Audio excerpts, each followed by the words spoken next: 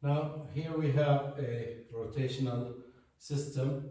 Basically I have a rigid mass with a mass moment of inertia J performing a rotation with an angular degree of freedom theta. There's a torque applied to the rigid body here T, and the body is connected to a fixed support using a torsional spring and a torsional damper. And I want to derive the equation of motion of the system.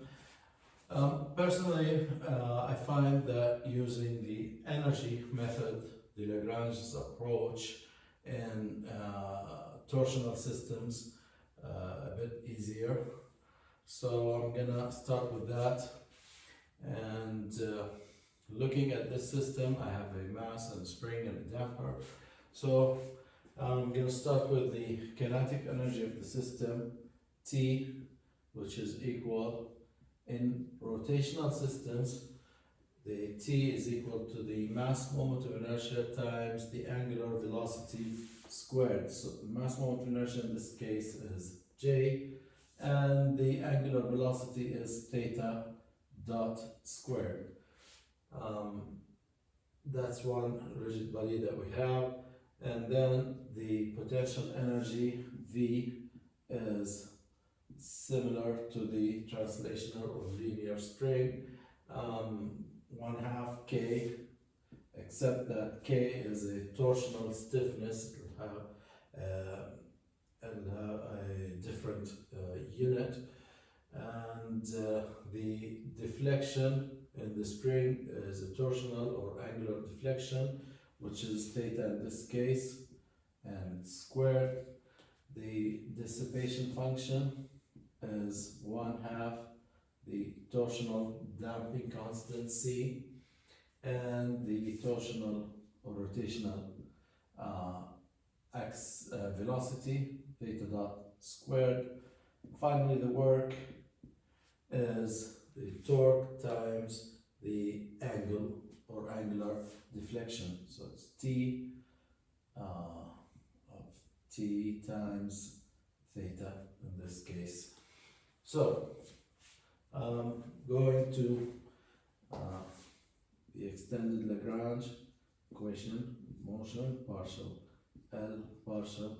In this case, my Q is theta, so I'm gonna write it down here directly. Theta dot minus partial L partial theta plus partial D partial theta dot equals partial work of non-conservative forces, in this case torque, partial theta. So the Lagrangian in this case is T minus V, which is 1/2 J theta dot squared minus 1/2 K theta squared. So the first term is the partial Lagrangian partial theta dot is, this is 0, so this becomes just J theta dot, and taking the full time derivative of this term, d by dt, J is constant, and theta, the second derivative, is theta double dot. As for the second term, the partial derivative of the Lagrangian partial theta is, here's the Lagrangian, theta dot is considered constant, so that leaves me only with negative K theta. The third term is the partial derivative of the dissipation function with respect to theta dot, and here's the dissipation function, so that becomes C theta dot, and finally the partial derivative of the work respect to theta, and that leaves me with only the applied torque as a function of time.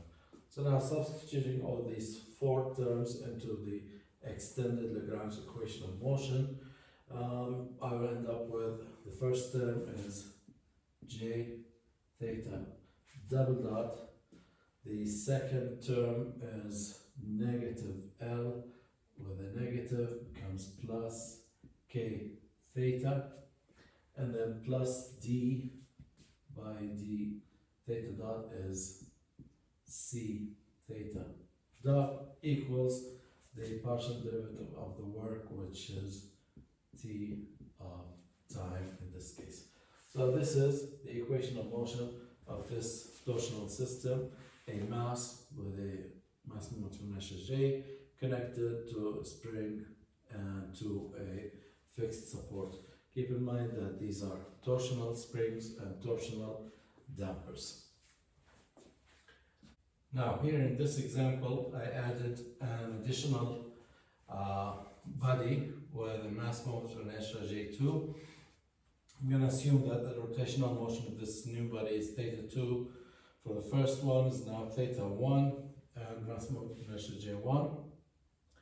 I have a torsional spring connecting mass 2 to mass 1, and I'm going to use the Lagrangian approach here, and I'm going to start with the kinetic energy T, which is for the first mass, it's still 1 over 2 J1 theta 1, the rotational speed of the first rigid body, dot squared, and I have another mass now which has a kinetic energy of 1 over 2 J2 theta 2 now squared.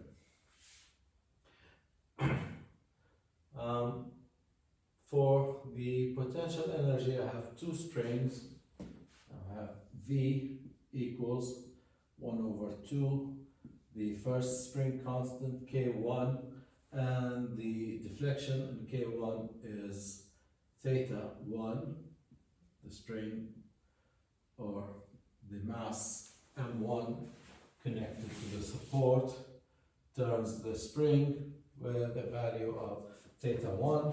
As for the second spring, 1 over 2 K2, it's the relative rotation between the two masses, because it's connecting mass 2 to mass 1. Mass 1 rotates theta 1, mass 2 rotates theta 2, so it's the relative rotation that causes the spring to deflect. So that would be theta 2 minus theta 1 squared, or theta 1 minus theta 2 squared, does not matter because it is a squared quantity anyway. We still have that damper over there with dissipation function 1 over 2 C, and the damper is connected to theta 1, and the torque is still applying work on the degree of freedom theta 1.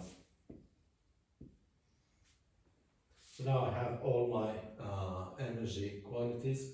The Lagrangian now is the kinetic energy theta 1 dot squared plus 1 over 2 J2 theta 2 dot squared minus the potential energy term 1 over 2 K1 theta 1 squared minus 1 over 2 K2 theta 2 minus theta 1 all squared.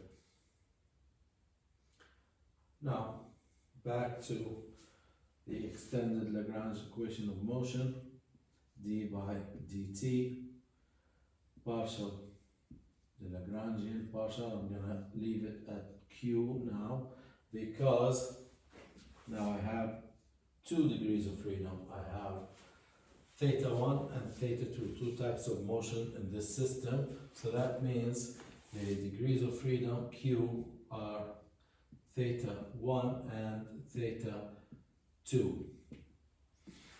So I'm going to have to use the Lagrange equation twice for each degree of freedom. Partial L partial Q plus partial D partial Q dot equals the partial of the work partial Q. So now let me start with theta 1. For the degree of freedom, theta 1, the first term, partial L partial, becomes here theta 1 dot, is, let's go to the Lagrangian, we have theta 1 dot appearing in the first term only, so that's J1, theta 1 dot, and taking the full time derivative d by dt, theta dot becomes theta double dot.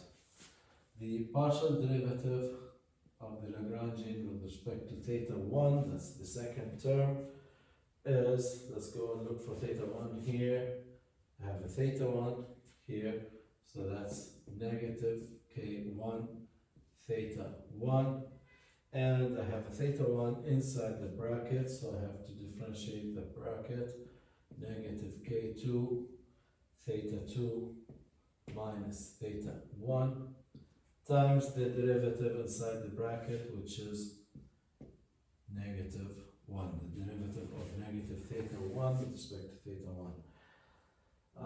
The third term, which is the derivative of the dissipation function with respect to theta 1 dot, it's right over here, and that's c theta 1 dot. And finally, the derivative of the work, partial work with respect to theta 1, is basically the applied torque, T of time.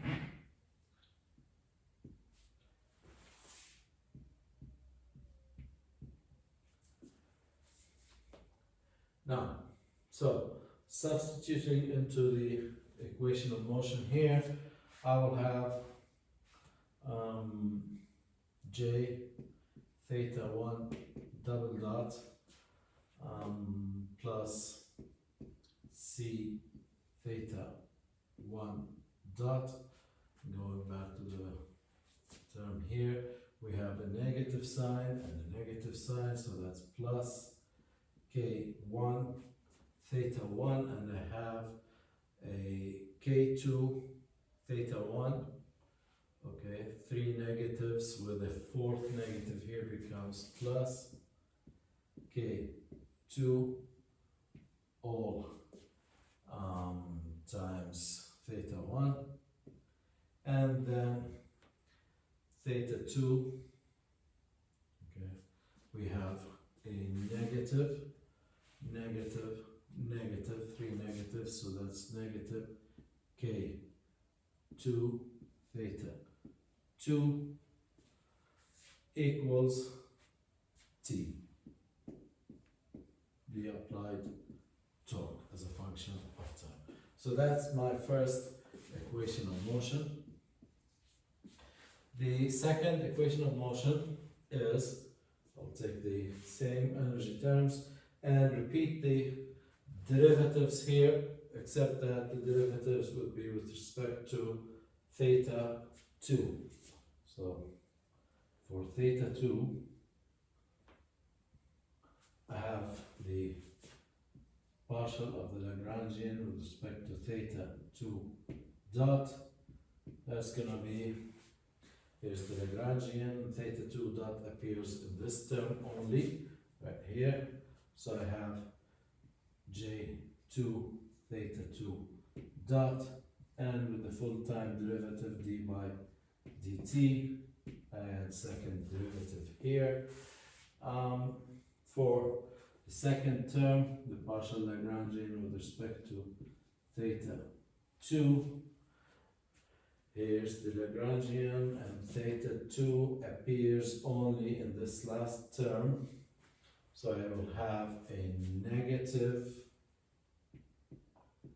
K2, the bracket, theta 2 minus theta 1, and the derivative of theta 2 inside the bracket is simply 1. So that's not going to make any difference. Now, as for both the dissipation function, theta 2 dot, there's no theta 2 dot in here, so that's the 0. And similarly for the work, the partial derivative of the work with respect to theta 2 is again 0.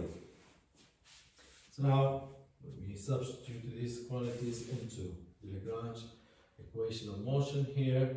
So I will have J2 theta 2 double dot, and then negative, this term, negative is plus, so that will be negative for theta 1, so that's negative K2 theta 1. For theta 2 it's negative, so that's plus K2 theta 2, and that takes care of the second term. And for the third and fourth terms are 0, and this is my second equation of motion for this system. So I have two equations of motion, 2 degrees of freedom, and the two equations are coupled. The variables theta 1 and theta 2 appear in both equations, so they have to be solved simultaneously. So that's for a multi-degree freedom rotational system.